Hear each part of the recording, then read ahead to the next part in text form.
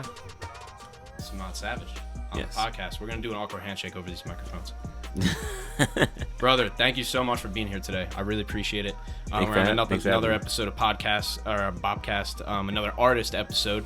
Let's kind of just give you some context. I basically started this podcast 2 years ago and did a couple episodes by myself, and then I was like, that's too, like, for me, it was, I think the audience was okay with it, but it was a little too boring for me. I just wanted to get other people involved, and I didn't want to just talk to myself. It just felt weird to do podcasts like that. So started getting people on. I got some investors and some all kind of different types of people that are interesting in my life.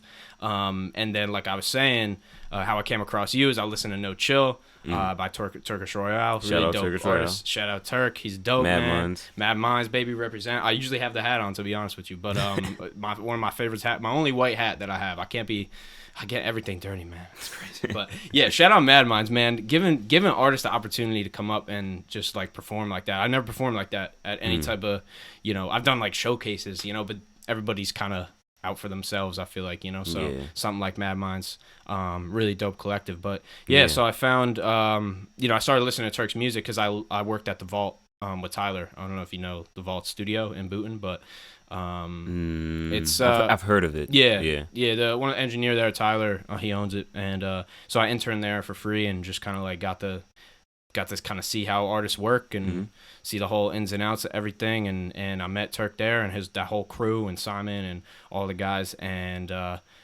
was coming back from the city one day, saw Turk release a song, No Chill, see this guy Samad on it, he's spitting fast. I'm like, okay, wait up, I started spitting fast when I started rapping. Now I toned it back a little bit.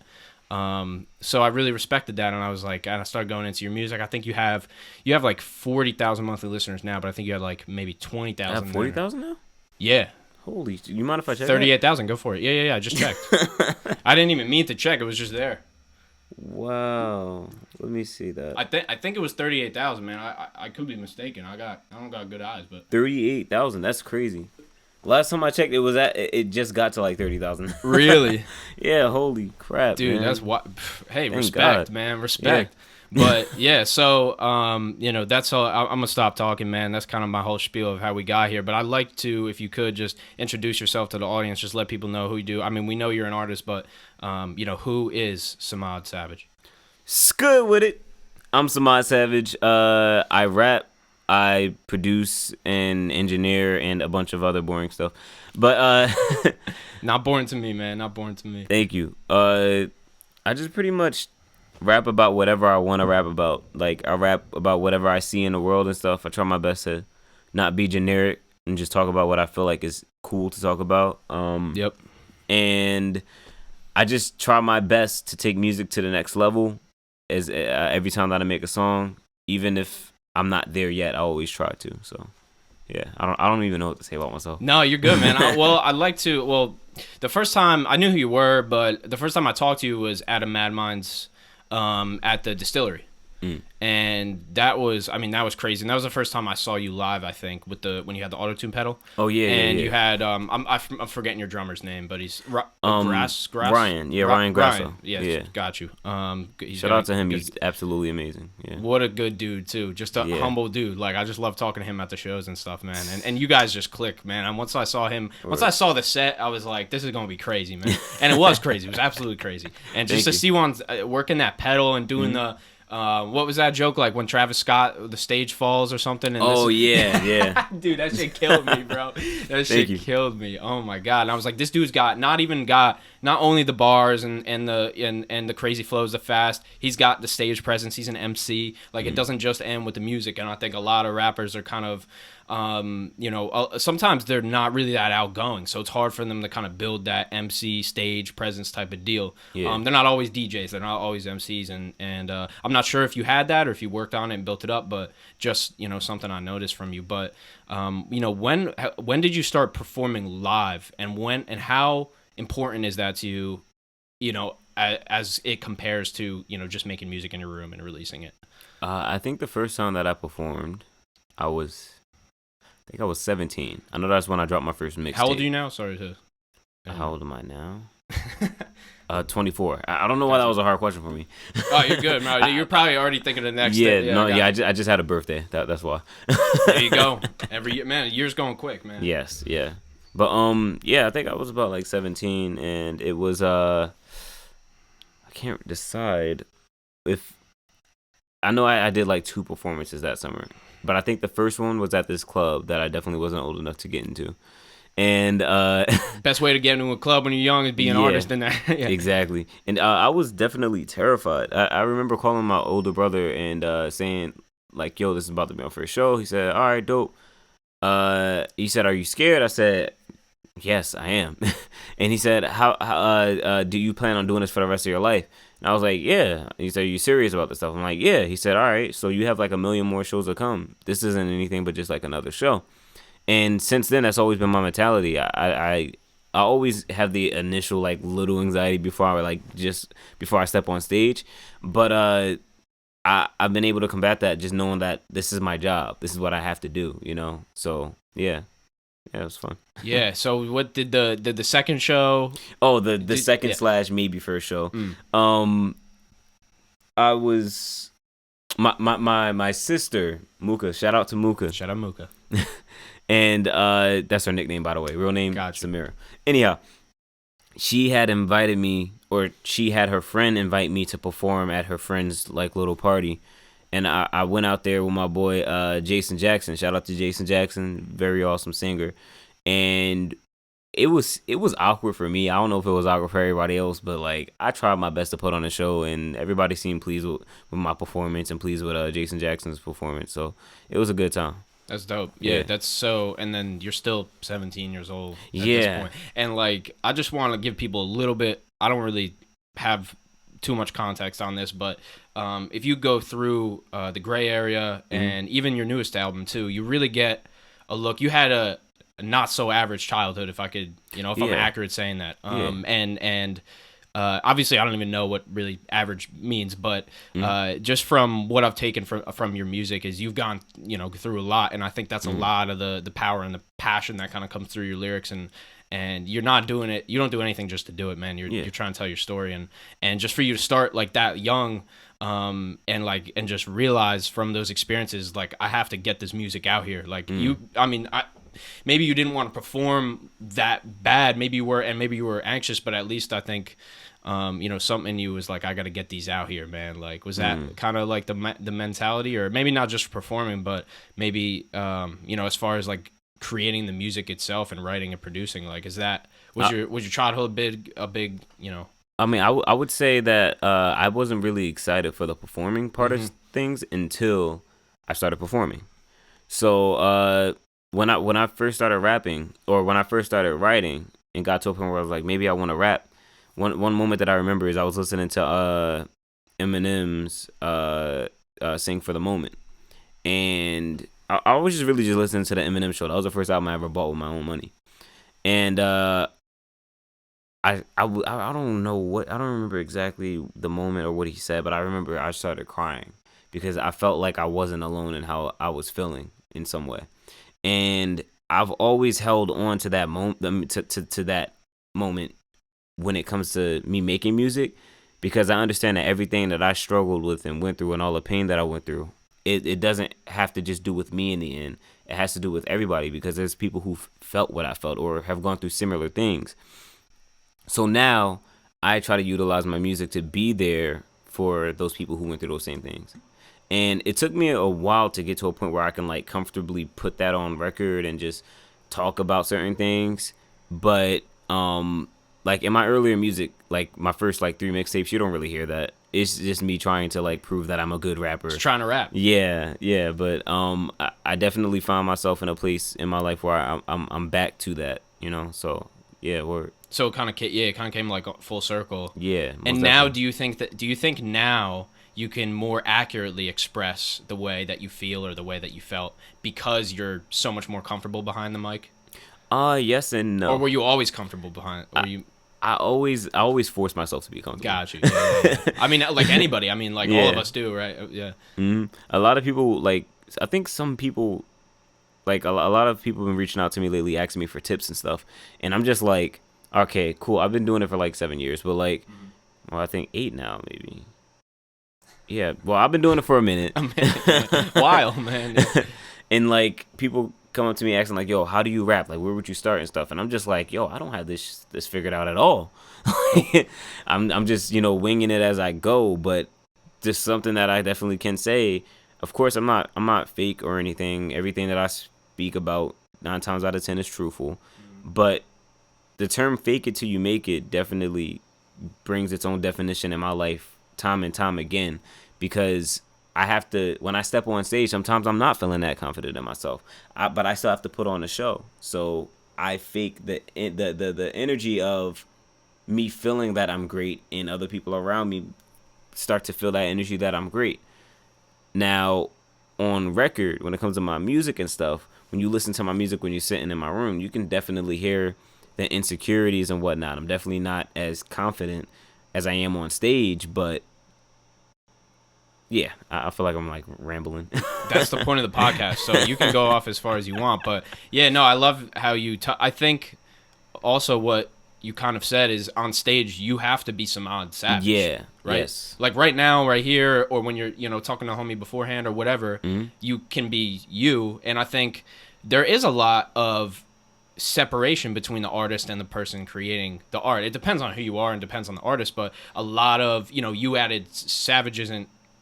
Like you added that to your first name Samad, but you had like I'm Sully Bop, like Sully's from my last name, Bop is I added that, like so we have these kind of things where we're like separated from our music person, and then there's our like life person. So when you step on stage, now you become, I have to channel that completely. You got to channel that, man. That's so what how long have you been performing with the drums and the pedal? And like when did you always use auto-tune? This is like 6 questions at once, but did you always use the auto-tune? Did you always use it on stage, man? I'm just so I just want to learn about your process, man. It's very different. No, thank you for asking. All right, so when it comes to the auto-tune pedal, I got that maybe about 2 or 3 years ago.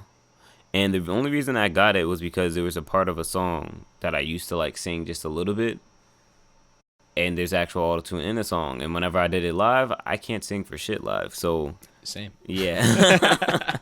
So I just needed something to be able to depend on that, because like I wasn't gonna let my ego get in the way of just trying to give people the best show that I can give them.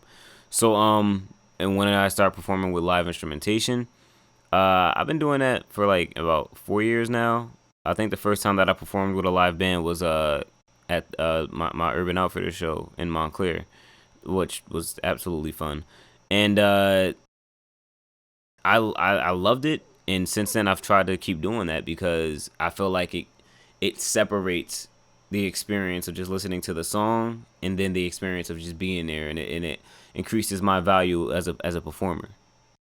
Yeah, I think it does. It adds a lot. And I think that a lot of people, I think for me, when I listen to your music and I hear, or if I just listen to your music for the first time and I heard some of the auto-tune, I would think it's what I assume auto-tune rappers are. I assume it's going to be a certain type of lyrics. I don't even have to explain it. Yeah, I know what you mean. I don't even have to explain myself. But when I listen to you, you're talking about very real topics. Very just you've, and this whole entire thing that's going on in our world right now, you and I had my other friend Aaron Rainey, like a lot of artists been talking about all this. There's a lot of you guys have all been very ahead of the game when it comes to that. You knew we had problems. You've always spoken about it. You've spoken about it in your music for so long, and I just want to say that too, is like I hear whatever auto-tune, I get something in my head, which a lot of people probably do, and they think they're going to hear a Travis Scott, they think they're going to hear whatever it might be, but then I hear Samad is the craziest, like, and then you're going to go into some crazy fast shit, like, dude, I'm just like taken away, man. I'm taken back by it. But that means a lot, because I don't use auto-tune as like a crutch to make myself interesting. I just use it to be able to sing a little bit better. Like, I don't know if you saw the Poppin' Cypher. I think I probably saw it. Where shout out to Crip for that. I don't know specifically, but I can pull it up. I just know that there was a point of it where I did use autotune, and there were a couple of YouTubers who didn't even like really listen to what I was saying. They just kind of like, as soon as that auto-tune part came in, just wrote it off. That's what I'm like, talking about. Yeah, they were like, nah, bro, you shouldn't have used auto-tune. You were doing perfectly fine without it. And it's like, but you're not getting it. Like, I'm using it I'm utilizing it. I'm not even really using it. I'm utilizing it. And they'll just take it. You're not making up for anything. Yeah. Yes. Exactly. Like you wouldn't mind spitting the lyrics. Yes. Spitting the chorus. Yes. I know you don't care. Yeah. But it's like, if I can use this, it's gonna harmonize so much better with the rest of the song. Exactly. It's a tool, right? You know my song Goodnight, right? Yeah. Could you imagine that song without that hook?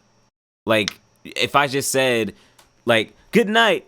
Is a homie good? What it look like? Like, it would sound mad weird. It would, yeah. No, it would be. You don't want it to sound like a verse or sound like the rest of the. Exactly. It's not. It's it doesn't come off any of the. Yeah, with that and the fat reverb, I mean, it's like you're in a zone though. You're in like a mode when you're in that auto tune kind of world. I've done it. I've used it a little bit. I guess I should say. I don't really make songs with it much. I just don't. I haven't even really had the opportunity, I guess. Or somebody. I haven't been with an engineer and them. I've never had a situation where they suggested I used it, and I liked it better. So I just haven't gotten there yet. I don't know. Maybe it's just not the.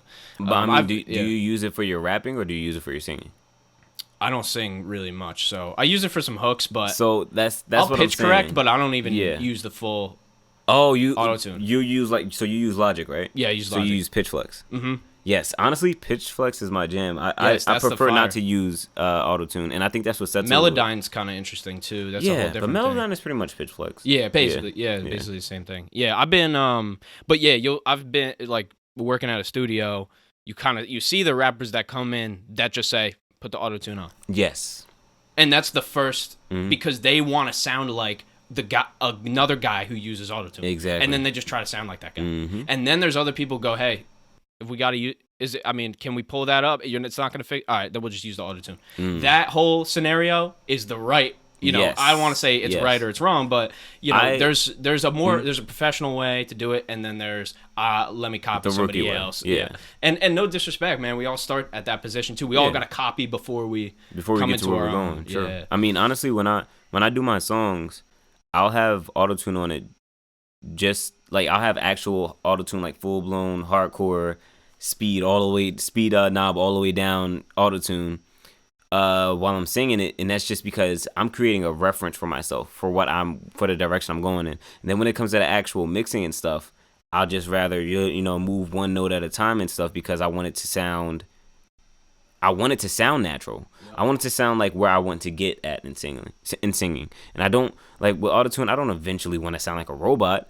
I want to eventually be actually good singer. So yeah, we're talking in circles now. That's the point of the podcast. That's what I'm telling you, man. It all comes back. It just does what it wants. But I'm curious about your production. I mean, a lot of artists, and I think you have interesting, like you don't have mainstream beats as far as what I see. Thank you. And what I've heard, anytime, man. But a lot of artists will, rightly so, they'll just opt to get a producer or buy their beats online and things like that. So what made you not want to? And maybe you've bought a beat or something before, but what made you want to do them yourself? Did you have any music background as far as that goes, or? So I've been producing since I was 8 years old. I've been writing since I was 10, and I started rapping when I was about 14. So with that being said, I kind of just always made beats, and my beats were trash when I first started, but I was just thinking, like, if nobody gonna rap on my beats, fuck it, I'm gonna try. Yep. Sorry, I don't know if we can curse.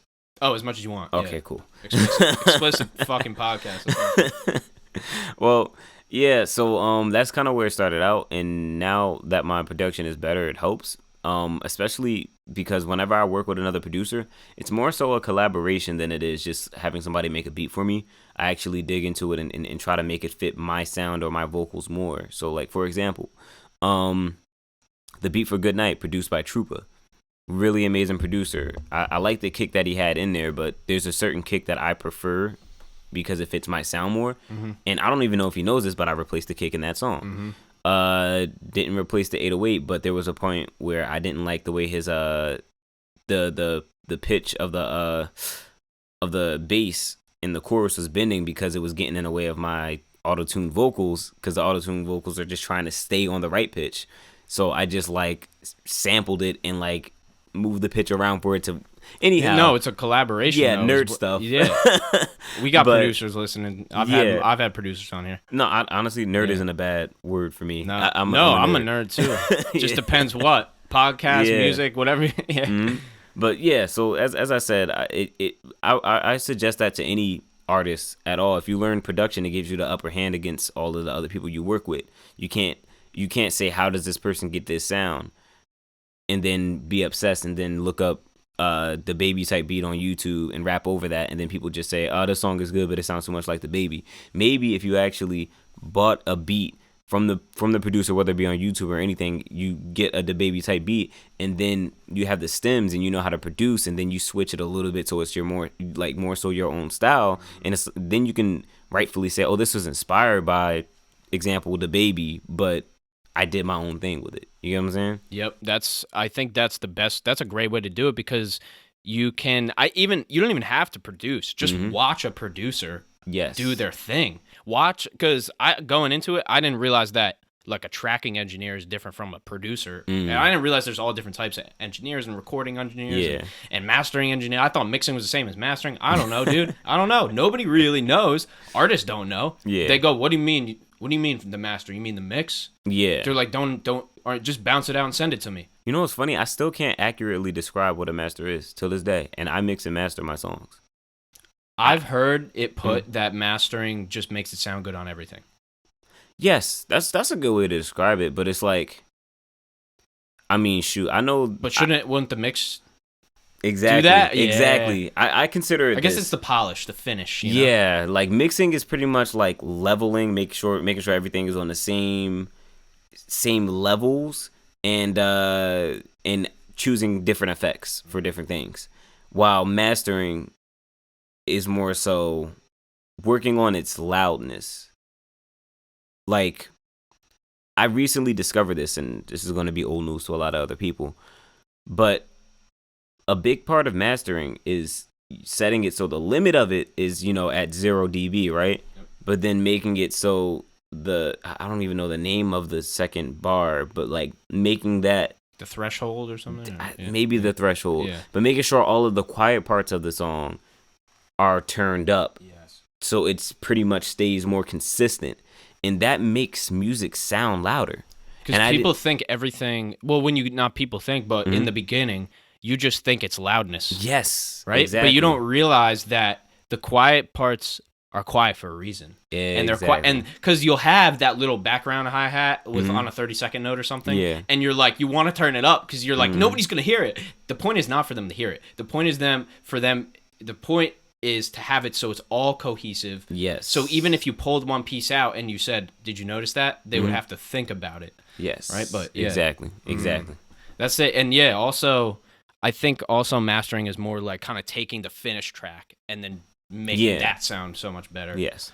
But I've really, people do it differently. I know people who don't even really master, like they kind of just mix / master, and then that's about it. And then, they kind of have their own, it's crazy because everybody's got their own way of doing it. Like I'm still, I've definitely mastered a few of my tracks, but I'll still send them out. I'll mix them and then send them out for somebody. That's the best way to do it. Like, especially if you're just starting out, always mix your records, but still send it out to see if somebody can do it better. Because the goal isn't to do everything by yourself. The goal is to put out the best quality music in the end. 100%. That's it. Yeah. And a lot of people, I used to do a lot of marketing for artists, and I always told them, like, you don't got to do it, but somebody's got to do it for you. And I think this is a good transition because you have a solid platform. You have a lot of fans, and you just hit that almost 40,000 mark, man. That's huge. And on the IG, it's like 20,000 or something. Crazy. Thank you very much. But how, did you have a way, did you say one day, I'm going to build my fan base, like this is what I'm going to do? Or how did that happen? People literally ask me sometimes, like business-wise, they're like, oh, what's your goals? Where do you want to be? What do you want to do? And I'm just like, yo, I don't want to backtrack. I just want to keep moving up and up and up. And they're like, well, you're never going to get anywhere that way. And I've been seeming to get places that way. So it's not, sometimes it's not bad to not know exactly what you want. All I know is this. I want to be able to live comfortably off of my music. I don't need no super big house in the hills of LA. I don't need a waiter and a butler, and I said a waiter and a butler. I meant to say a maid and a butler. Power of the podcast. Yeah, and I don't need 70, 100 million women. Like, I want a simple life, but like, I want to be able to do it on my own. I don't want to have to depend on another person. Depend on a paycheck. Yeah. I don't want to have to. I don't mind living check to check, but that's not what I'm talking about. Paycheck from somebody else, making somebody else money. Yes, with your time. Exactly. You want to make your money with your time. Exactly. That's a great goal to have. What is where's I going for that? So you're just trying to. Do you have like 2, 5, 10-year goals with this, or like that's basically the question that you were just talking about? But do you? I have life goals. Yeah, you got life goals. Like I plan on having my first kid maybe in about, I'm 24 now, so maybe about 4 more years. You're married now, right? Yes. Yeah. Congrats. Thank you. I plan on having my first kid in 4 more years. I'm already married, and like that's what I look forward to in life. Like I do want to be successful in music, and I don't ever want to stop music, but I'm not really concerned where I'm going to be at. And since I've had that state of mind, I was probably at the beginning of this year. I used to catch seasonal depression. In the wintertime, like around New Year's, and right on or before my birthday. And it's because every year, I just look at all the things that I did and feel like it wasn't enough. I didn't do enough. I could have did this. I wasted so much time. And that would happen every New Year's and my birthday, as I just said. But I recently, this year, got to a point where I was like, you know what? I can't put so much pressure on myself. I need to be comfortable regardless, because whatever isn't meant for me isn't going to come to me, and whatever is meant for me will come to me. So since I've had that state of mind, I've been a lot more at peace. I don't get frantic. When you have anxiety, you live with anxiety. You know what I'm saying? So I get that from time to time, but it's not over the things that I used to, and it's a lot less frequent. So, do you do anything consistently or on a day-to-day basis that, like, do you have a routine? Do you have anything that really helps you kind of stay, I guess, use the woo-woo centered term, but I talk about meditation a lot and kind of self-development on this podcast. So I've been meaning to get back to it. I haven't meditated in so long, and I felt like it was helping, but it was one awkward moment that made me stop it. My girl tried to meditate with me one time, and she immediately caught anxiety and was like, "This isn't for me," because she can't just sit in silence, and just like it makes her think about all the problems she could possibly have going on or has going on. And I understood that, but since she couldn't do it with me, I just stopped doing it. I'll tell you one thing. Yeah. Me and my girl did it one day, and she was cool. She did it. Like, I don't know how much, because you never know really what it is. It's kind of a thing that you can't put your hands on. So, but she was doing it with me, but it wasn't her thing, and it wasn't my thing for a long time. I started doing like 30 minutes a day. Does she live with you? No, we kind of. My girl lives with me. That's why I stopped, because it's like, well, I'm not just gonna sit. Oh here. No, she knows though. When she's over, like she knows in the morning, I'm gonna wake up and then I'm gonna meditate and start doing push-ups and start doing my thing. I'll be reading a book, but she'll still be asleep, so it's cool. But like she sleeps in, I wake up early. It's like the balance, but it's funny because it is kind of different for everybody. But yeah, I always wonder with people is like, is there something like, for me, meditation's great. It doesn't work all the time. It doesn't even work that much. Sometimes, well, most of the time you just don't realize it's working. I mean, like, not to get like super religious on you or anything, but I'm Muslim, so like I pray 5 times a day. And I don't know if you ever seen a Muslim pray, but it takes about 2 to 6 minutes, right? And taking a 2 to 6 minute, or let's just balance it out and say 5 minutes. 5 times 5 is 25. So you have about 25 minutes throughout your day, random points that you have to just relax and not focus on anything, but not just God, but just like you have to think about your existence, your place in the world. It's very similar to meditation. You get what I'm saying? It is a meditation. There's no definition of meditation. Well, yeah, that too. So yoga is, I mean, there probably is, but yoga is, working out, walking, sitting, even driving. So that makes perfect sense. You're literally taking a small portion of your day to be grateful, and then think of your place in the world. I mean, that's So if that's it, man. That's the thing that That's good. That's crazy. That's really like centers you. I don't know much about the Muslim religion. I've kind of was a Christian for, brought up a Catholic, and then, there was a point when I was like, this is not it, So then I did the whole like, fuck all of it. None of it matters. None of it blah blah blah. Then I started actually read a really interesting book. It's called Spirituality Without Religion by Sam Harris, and that kind of opened my eyes to. He's actually he's an expert on the Muslim religion and Islam, and so he wrote this book, and it was kind of because he would bring parts of kind of all different religions and put it together. But but how long have you been Muslim your whole life, or did you find it yourself, or did? Okay, so I was born Muslim, as in like I was born into not actually a Muslim family. Only my mom and my father. Well, my father's side of the family is all Muslim. My mom's side of the family, which I actually grew up with, is she's Muslim, and then everybody else is Christian. Gotcha. And I just did what I was told. And then when I was about like 13, I didn't necessarily denounce Islam or anything, but I just like was like, I mean, I've been listening to everybody my whole life. Like, let me find out my own stuff for me. And I didn't necessarily switch religions. I just was religionless for a while. And eventually I came back to Islam because it made the most sense to me. And that was after like reading into other things. But the funny thing is, I totally understand that energy that you were talking about, where it's like where you kind of do leave your initial beliefs that your parents displayed upon you, and you kind of start off so angry.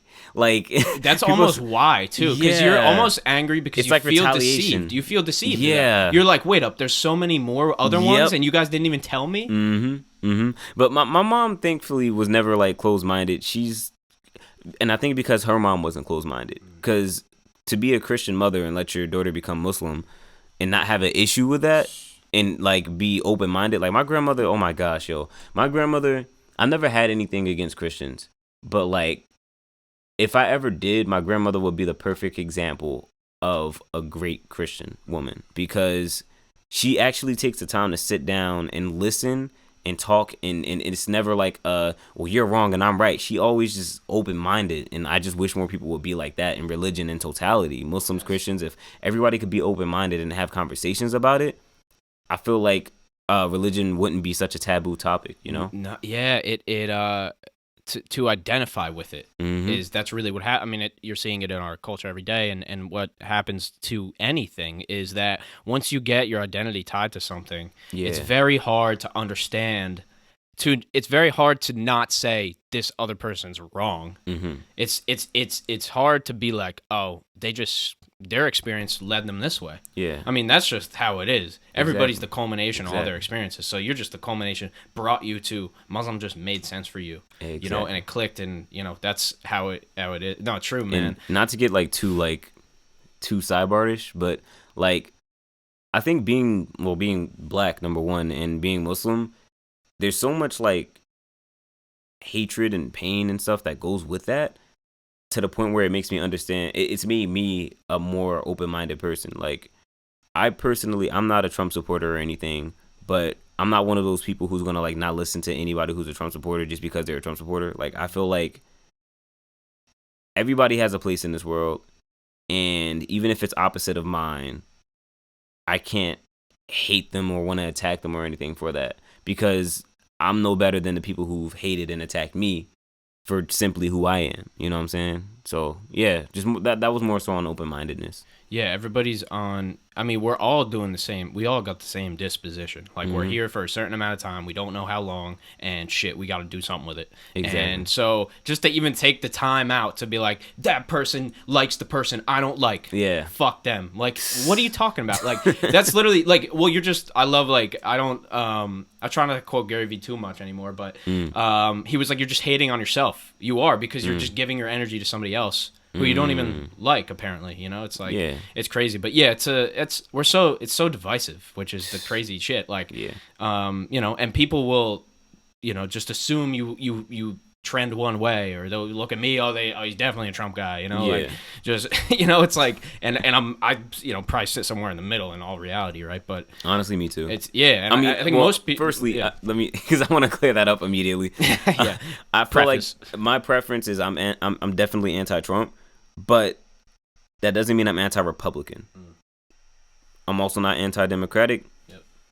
Between the left wing and the right wing, I definitely like sit somewhere in the middle, more towards as far as the right like wing, ideas go. Yeah. But everything, I don't feel like everything should be like put into that. Like, if, for example, could you imagine if like somebody said, "Oh, I identify as Christian," and then somebody immediately goes, "Oh, so you're part of the KKK?"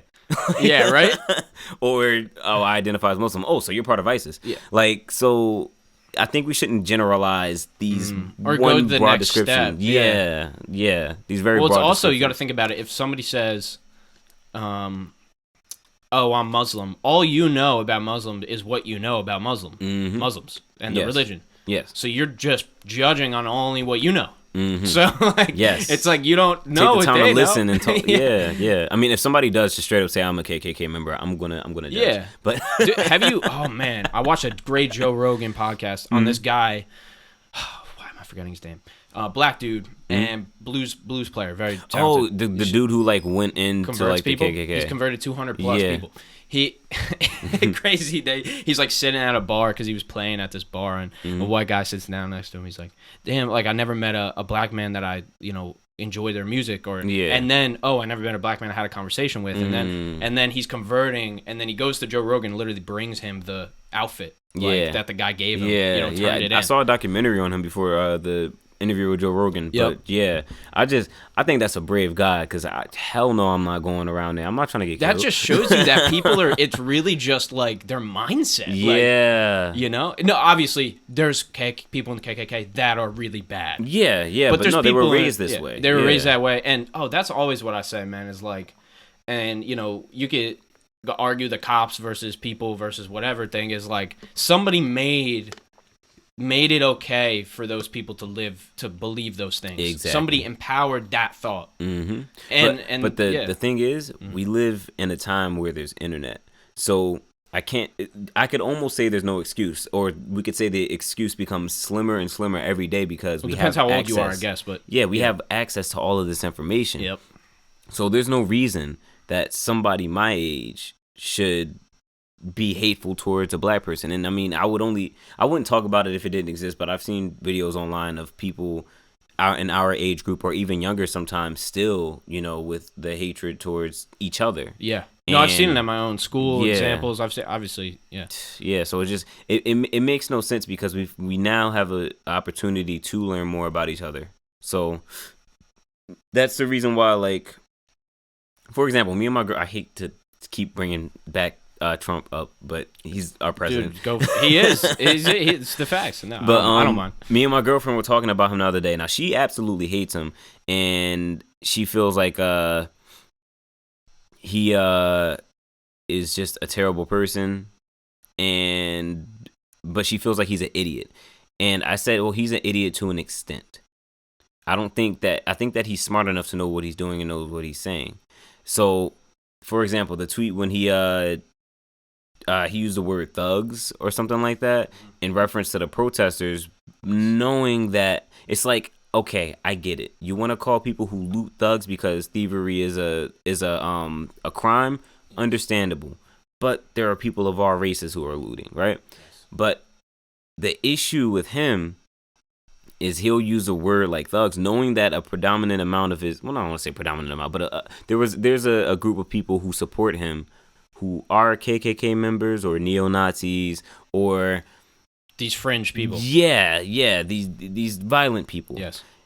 He knew when he tweeted that out that those fans are going to see that. And no less than an hour later, no more than an hour later, through Philly, there was a group of white men who were recognizable as Trump supporters and stuff like that, purposely seeking black people to beat up.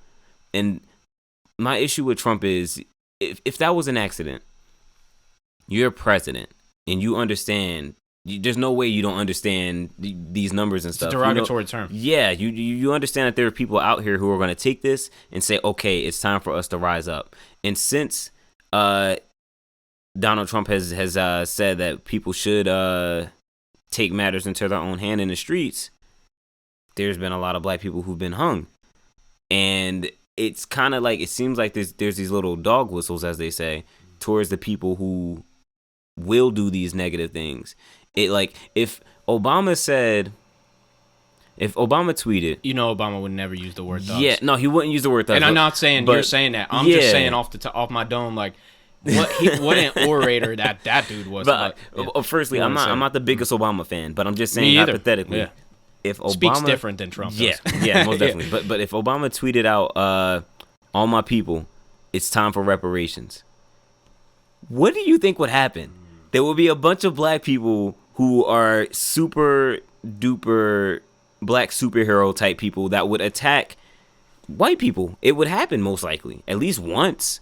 I mean, and I'm not saying that makes it okay or anything, but I'm saying Obama knows where he's at. And then you're kind of saying, well, like, just using that could incite using the word reparations, no matter what kind of yes. Now I'm saying if Obama said that, he could be meaning it's time to get reparations from a country that we loan to. Yes, but if he said it so general that people would interpret it the way they want. Exactly, and that's my issue with Trump. He's not using his platform in the way that he should. Doesn't. I mean, listen, I'm not. He's done good things. He's done bad things. That's how I feel. I can't go through everything, but I think at this point, he doesn't really. I think most of the time he doesn't even know what he's gonna say. I think maybe there's certain words that he knows he wants to use, but I think a lot of it's just fucking freestyle, dude. It's like he's like an open mic. Yeah, and because it is an open mic. Point. It's just him on a mic, and they're like sitting back. Obviously, like what we started to see in the beginning of the whole Trump administration was these people not being able to control him. Yeah. Now it's gone fucking just crazy off the now but it seems like there's not a lot of there's no rhetoric, there's no obviously I don't love Obama either, but at least I liked how he spoke more. Yeah, at least I feel like I don't want to feel like my president's just freestyling everything. Yeah, like tell me how you feel, but tell me how you feel in the context of 300 million people have to understand it. Yes, exactly. Yeah. So when you use the word thug, that's gonna say, why don't you just say the riots and the loot, the people looting and rioting. Obviously there's a lot of other things with the tear gas and all, like. Yeah, most definitely. I mean, and they were because at the end of the day, Donald Trump's not responsible for the officers that do go overboard or harm people and stuff. I feel like that's something that's a whole other thing, to be honest. Yeah, we have to deal with that. Not one town at a time, but I'm saying we have to vote the right people into our townships. What are your thoughts on the defund and the kind of what the changes? I feel like we should defund the police only because the police are overly funded. In Montclair, New Jersey, for example, and I'm cool with some Montclair police, so this isn't like an attack on them. There's 35,000 people who live in Montclair. Yep. Why is the Montclair Police Department getting $16 million a year? $16 million. Now I don't know how much the school is funded in comparison, but I know that there's a lot of places where the police are way overly funded. For example, LA, $2 billion a year. Where's that money truthfully going to? Cars, bro. Yeah, I mean, maybe cars. Maybe it's all cars. But I'm saying a new car for everybody every year, dude. It's not. But that's not going to help anything. No. Yeah, so I forgot the town, right? Oh, Camden. Camden was one of the towns that defunded the police a couple of years ago. And since then, they rehired all new. Yeah, they fired everybody and rehired. Yes, and since then, the crime has decreased 50%, I think. Yeah. So we have one towns. Example. Yeah, we have American towns to utilize as examples. We don't have to do it across the country immediately. I don't know if defunding. I don't know if that's the.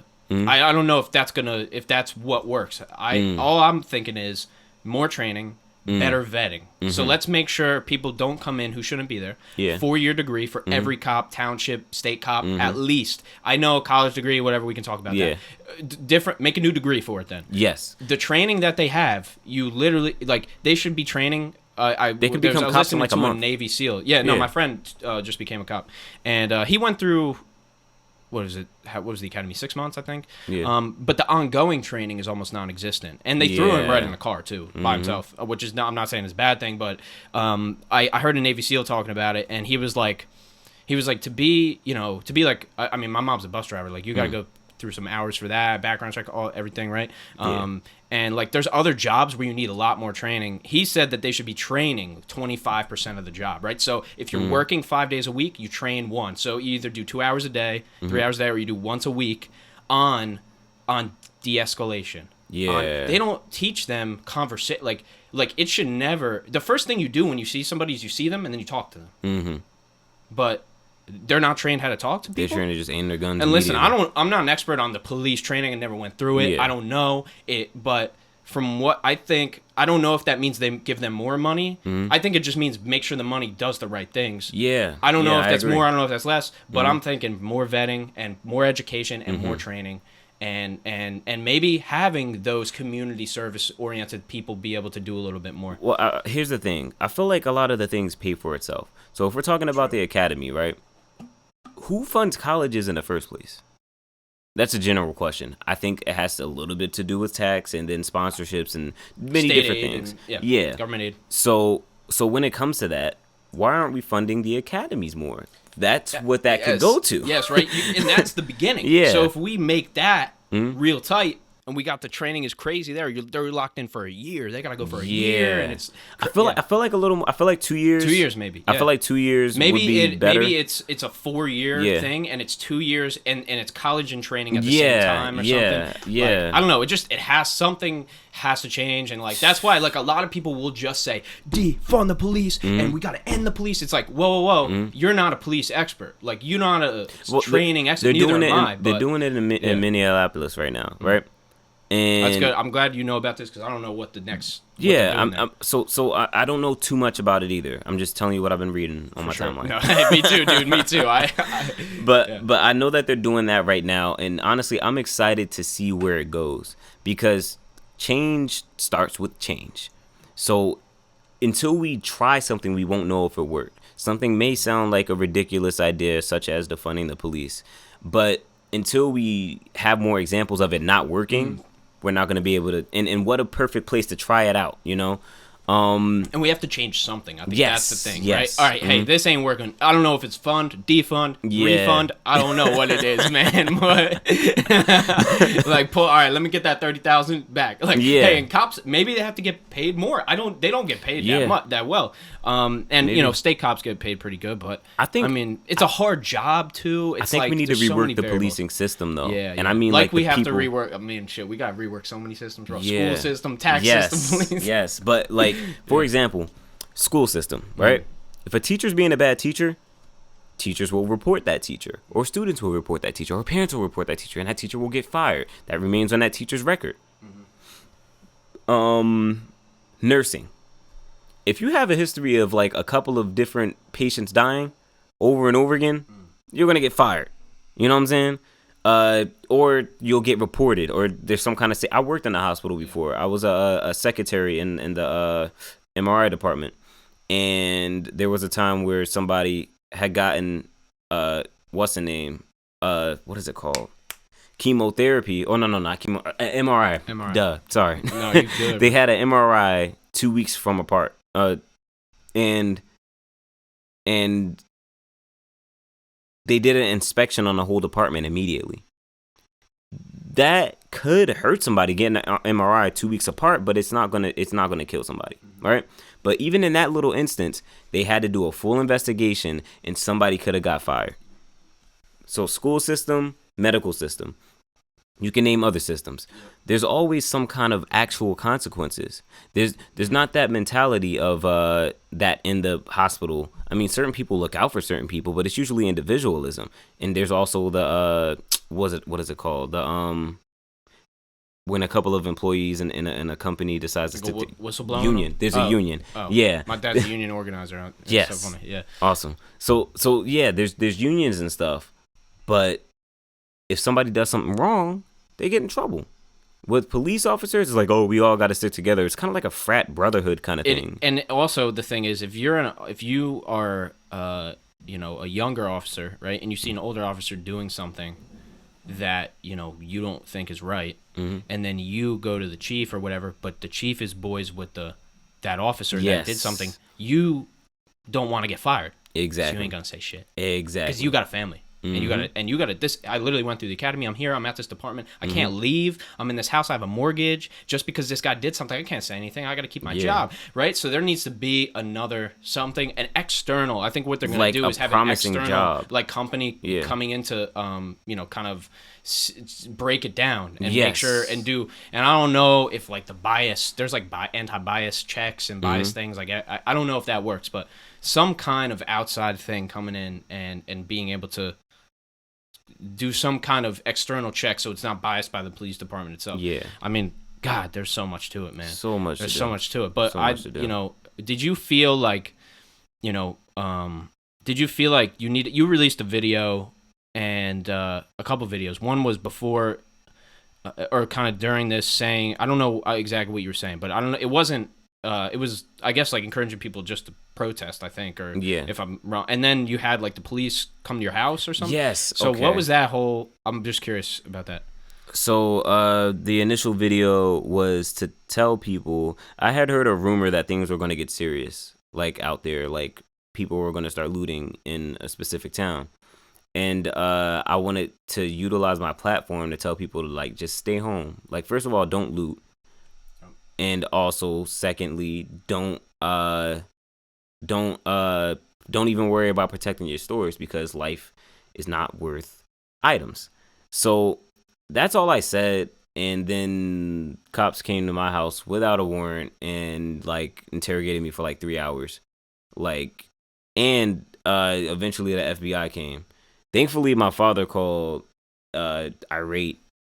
Yeah. And they just kind of like scattered and dipped out and stuff. But it was just a very uncomfortable situation, especially at a time where like all I've been seeing, like as a black man, all I've been seeing on my timeline is a bunch of videos of, cops committing injustice on African Americans.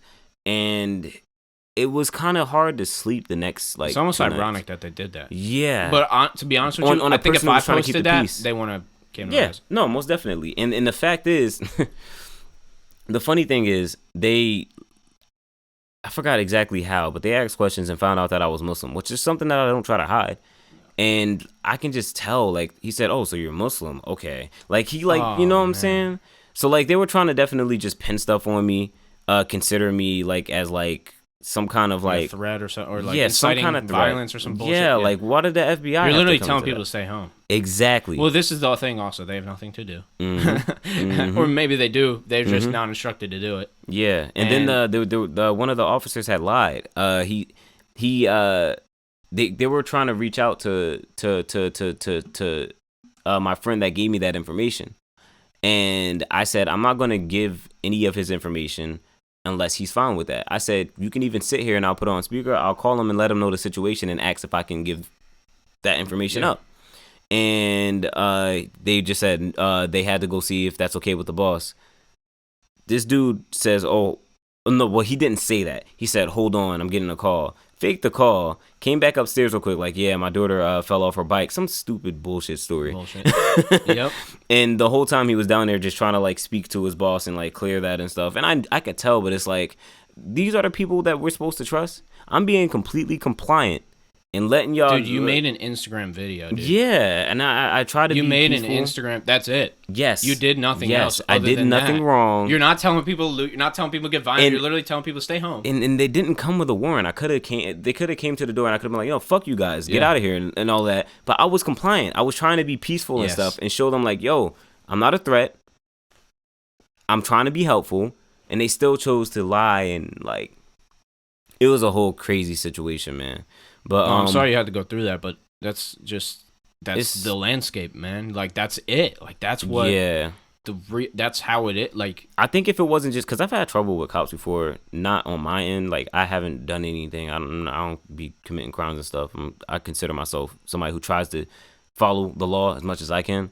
But the issue that had me paranoid is when they brought FBI agents in there. Yeah. And the FBI agents were not dressed as FBI agents.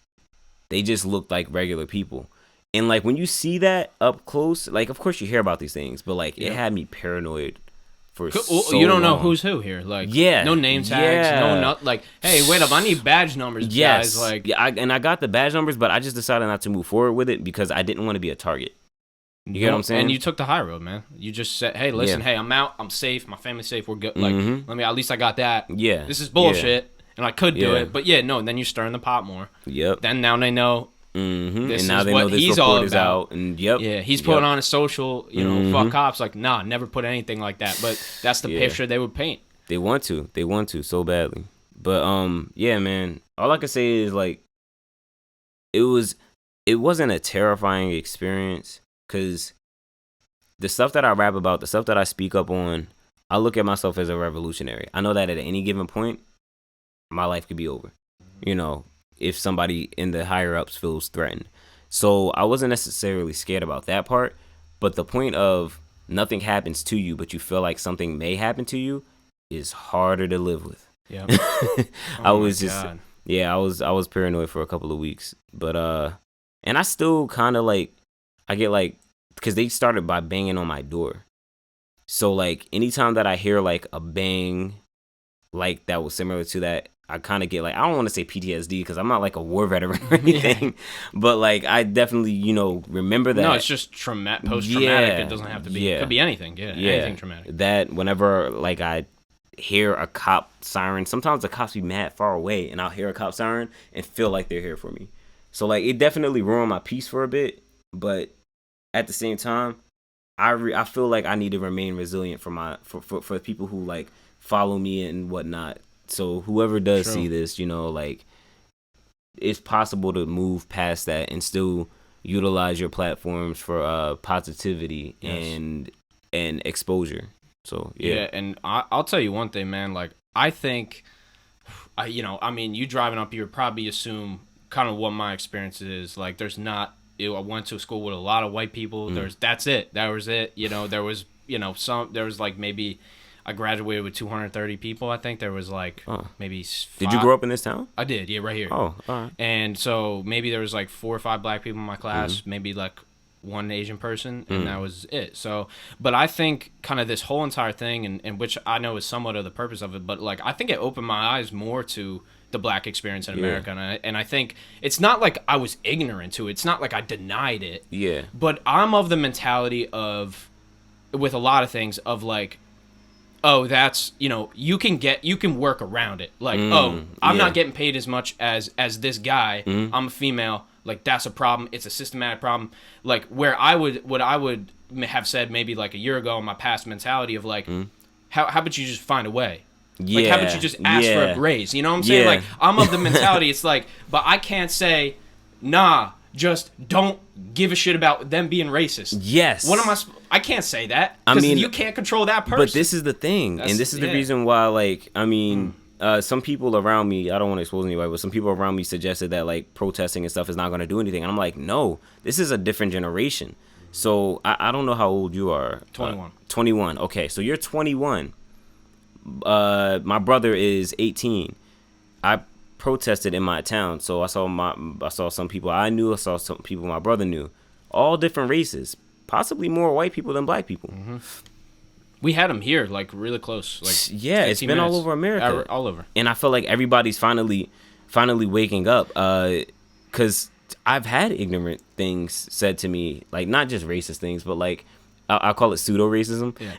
It's like unconscious. Or something, where they're just like, why don't you just like, oh, if you're afraid of the cops, just do the right thing. And it's just like, you don't understand I'm being targeted. That's what I'm almost saying. Like that was almost my mentality. I think it's and because, but the reality of the situation is it's not just about, you can do all the right things and get fucked. Exactly. And a lot of shit isn't fair. It's just less fair for minorities. I mean, well, perfect story. Yeah. One time, I just graduated, right? College, high school? High school. And me and my friends that went to the mall came back to my friend's house who lives right across from the high school. And I was like, bro, like, we just graduated. Like, let's just walk past the high school. Like, and just have memories. We walk past the high school. We sit on the front stairs for, like, it had to be less than a minute. 5 cop cars come up. And by the way, let me describe the friends I'm with. One's light skin, one's dark skin. I'm literally right in the middle. But both black. Yep. And 5 cop cars pull up, and they're like, put your hands up. Guns pointed at us, and we're just like, whoa. Like, we don't know what's going on, right? And apparently somebody had, like, stole something from the high school. Like, broke in, stole something, and whatnot. So they're like, who are you? Like, first of all, if somebody broke in, if that's the call that y'all got, we had nothing. On us. And by the way, we didn't even have book bags. If we broke in, I'm not gonna sit outside and chill, my man. I'm gonna be out of there. Exactly. But they hassled us for about like 5 minutes and asked us for our identification and stuff like that. So we complied, but like I noticed with my light skinned friend, they were being an a-hole to him, but my dark skinned friend, they were being more aggressive with. And with me, they were kind of in the middle. Was obvious. Yeah. Wow. So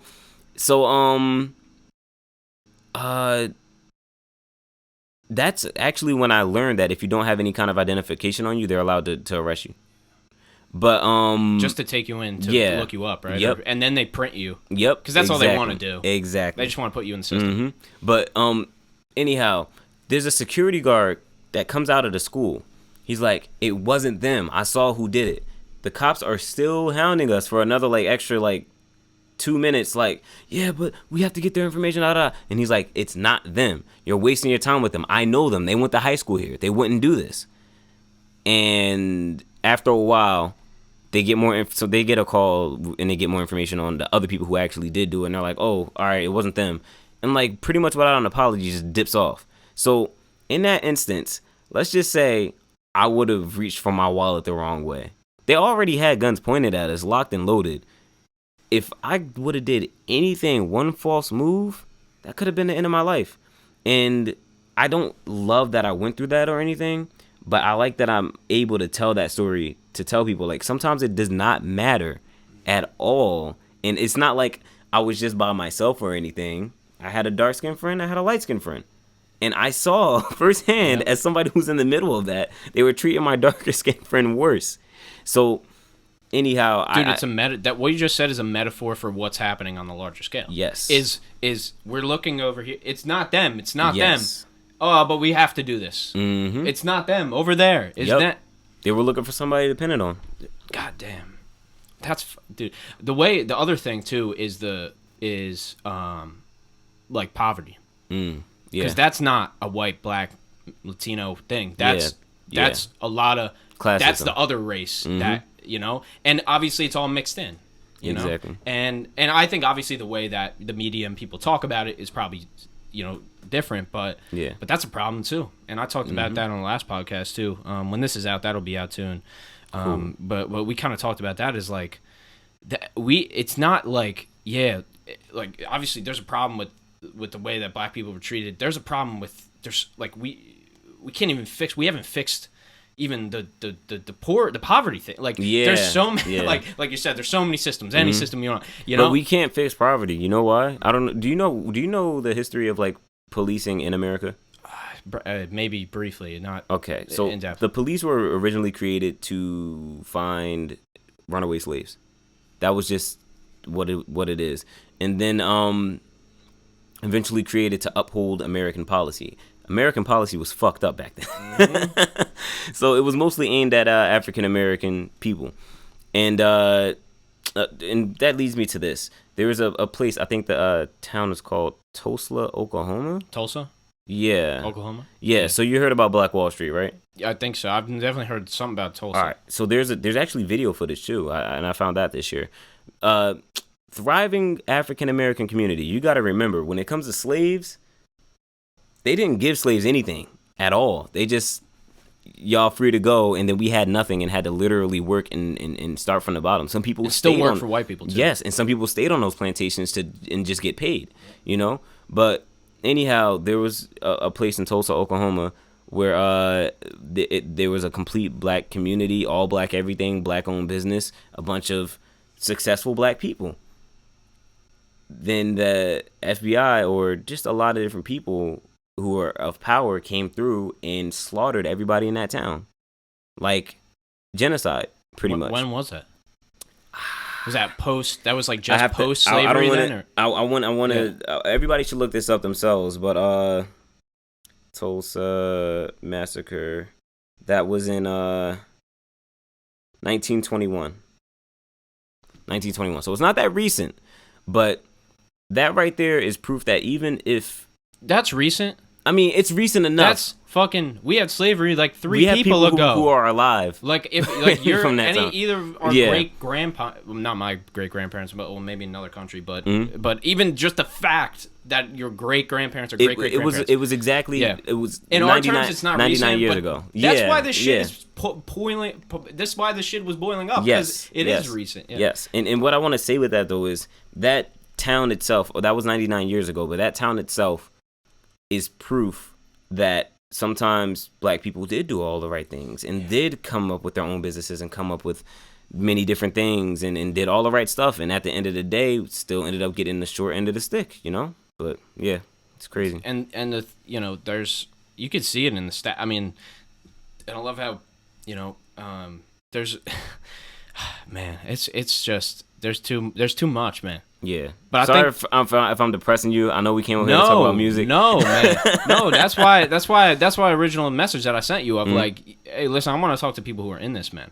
And I think that experience, the experience at the school and the experience at your house, obviously, wish those didn't happen. Yeah. But for you to be able to speak on that, and people have people listening have had the same thing happen to them, plus worse. Yes. And which is really like the purpose, and that's why I have the podcast too, man. Is just to have. I think first we got to have a conversation first.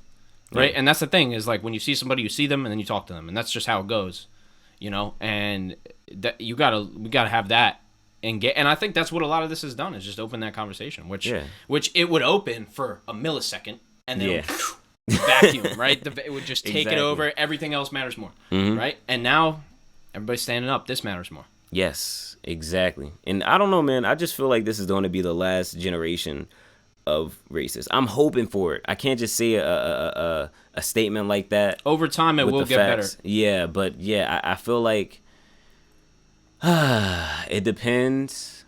I saw this very amazing video the other day. A little off topic, but video starts off with a white Southern dad teaching his white Southern son how to shoot ducks, or just how to shoot in general. I think actually it may have been in a no, not shoot ducks. It was how to shoot in a gun range, right? Some regular American stuff. And I'm not necessarily anti-gun, by the way.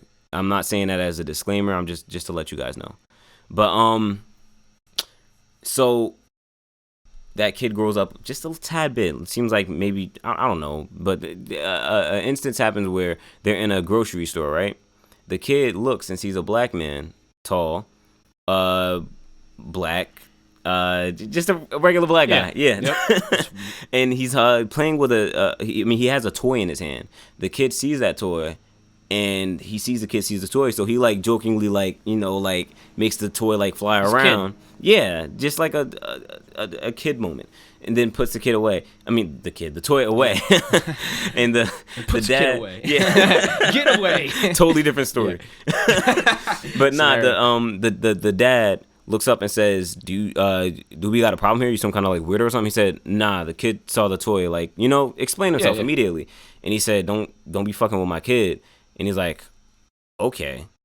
And eventually the word nigger comes, and I don't know like exactly how it was brought up because it was in a video and I forgot, but he said, "Do we have?" Oh, that's what he said. He said, "Do we have a problem, nigger?" And the black guy looks and says, "You're the problem." He wasn't violent or anything. He just says, "You're the problem. People like you are the problem." Yeah, and he's like, "Okay, man." Black guy walks out, starts to walk to his car. the white person, the white dad. Oh, also his wife. Is this like a security camera, or is it? Like No. This is acting and stuff. Oh, okay. Yeah, no, I didn't. I have the. He calls 911 and says, "Hey, there's a black guy who is being violent and stuff. You guys may have to come and get him." Puts his phone away, hangs up, and then comes to fight the black guy. So, black guy goes away. Black guy's in jail, right? But the black guy makes a call in jail to some of his black friends, and his black friends are like, all right, we're going to get this guy. So they pull up on him at random. The white guy brings him somewhere, tortures him a bit, right? And I'm not sure if they did it tattoo-wise or if they did it spray paint, but they gave him like a tattoo and then gave him spray paint, and his whole skin was black. Like black. And they dropped him off at his front yard in the middle of the night, right? So he comes in the house. Oh, they sewed his mouth shut too. And a wife's like, who are you? What she sees is a black man creeping into her house, and she's like, I'll shoot. And he's like, the dude is like, his mouth is sewn. He's like, no, it's me, baby, it's me. She finally realizes it's him. So he starts to walk in. She's about to go and hug him. Pow! He falls to the floor. Behind him is the son that he taught how to shoot. Wow. And also kind of taught racism. Man, crazy video.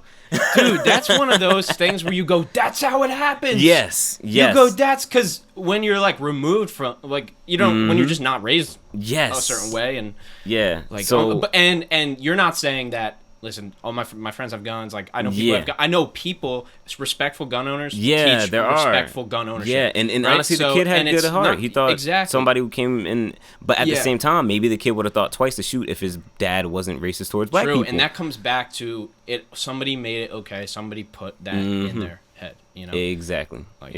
Wow, man. No, that's crazy. I gotta watch that video now. Yeah, if I find it again, some of those, man, I'll be scrolling and I'm like, damn, they got me. I'm watching the whole thing. Yep. It was. Oh my gosh, it was such an amazing video. I think Denon Porter posted it. Denon Porter, great rapper, great producer, friends with Eminem, good guy. But man, that video, I literally just like, I was stuck for a while because I was like, yo, like, I wanted to thank whoever made the video because this is perfectly describes so many different things. At first, I thought it was just going to be a video of, like, revenge, like, oh, the black guy calls the black friends and the black friends come get him, and that's it. Yeah, and I'm like, oh, yeah, get his ass. But at the same time, it's like, well, damn, his life, like, the person who's actually in jail, his life will never be the same. He has a record because somebody decided to attack him and also falsely accuse him of starting the fight. So that was a whole thing in itself. Yeah. Now his life is never the same because of a racist. But on the other end, the other guy, his life wasn't the same. His short life wasn't the same. So it was. I don't know. It was nice to see. That's really, you don't know because you can't. You just only know your experience and some of the experiences of people that you know. But other than that, it's like that could easily be the case. Exactly. And we're trying to.